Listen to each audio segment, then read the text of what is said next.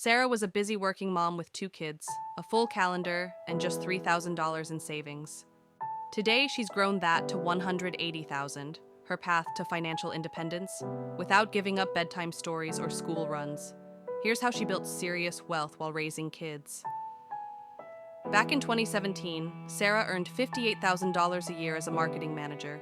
Between childcare, groceries, and rent, she felt there was nothing left to invest. But one Sunday night, she listed every expense and realized even a small amount invested each month could snowball. Sarah calculated her freedom number, the amount she'd need to quit her job and cover yearly expenses forever.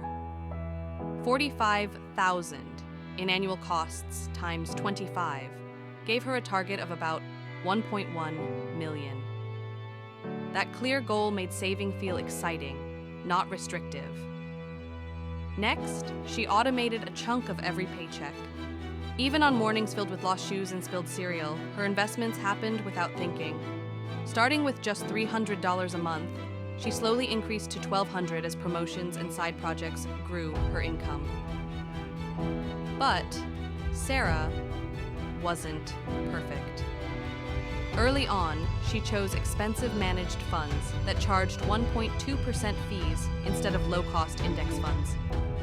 That mistake cost her about $8,000 over 3 years before she switched. The lesson: you don't need to be perfect to build wealth.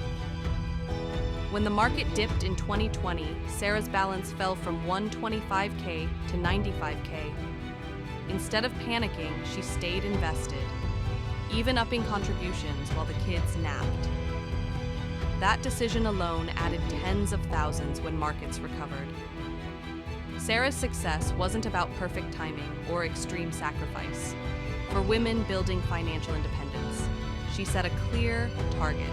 She automated contributions. She stayed calm through market noise. If Sarah can build $180K while raising kids, you can too.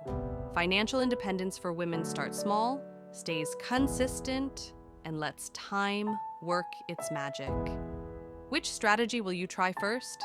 Calculating your freedom number, automating your money, or staying calm during market dips? Comment below with your choice.